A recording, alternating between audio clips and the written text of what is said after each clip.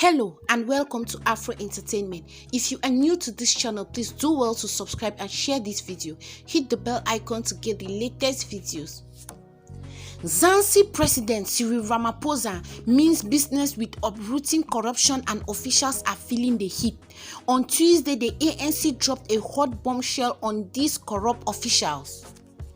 As the clock ticks down for parties to register their councillor candidate with Independent Electoral Commission, ANC insider says the party has already beaten the clock. The ANC says it has already removed several people from its councillors candidate list for the forthcoming local government elections in line with its step-aside rule. No corrupt official will take leadership in the ruling party.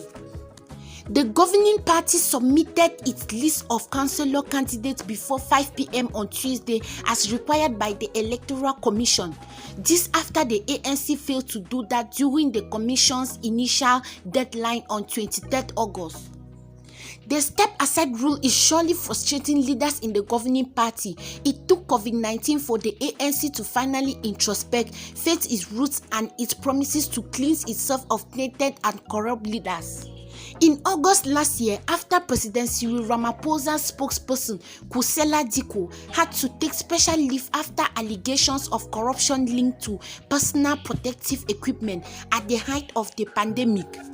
That's when the ANC opened its eyes and top officials like suspended SG Ase Magashule felt the heat big time. The step taken by ANC to remove the candidate has, however, angered the affected candidates. 7 disgruntled ANC members and councillor hopefuls, including current councillors, went to court on Tuesday claiming their names had been removed from the party's candidate list. However, the judge told them they were too late to approach the court and nothing will be done for them. Meanwhile, ANC Deputy Secretary General J.C. Duarte says over 45% of the party's candidates for the upcoming local government elections are women. Duarte added that ANC is pleased with youth women councillor candidates. Another news. The ANC's head of elections, Fikile Mbalula, says the governing party is aiming to spend approximately 50 million rands to campaign for this year's municipal elections. Mbalula on Wednesday said the ANC's election budget was a moving target, but they were planning to spend not more than 50 million rand to contest the local government elections scheduled for 1st November. He said the party was relying on fundraising and donor funding to campaign for the polls. In terms of our budget, it's a moving target. We are not looking at spending more than 50 million rands in this campaign.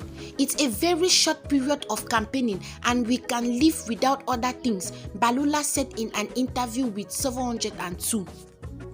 But in any budget, there are hidden costs that you may want to stretch yourself to a particular amount of money in terms of increases. We are working within the limited resources that we have got.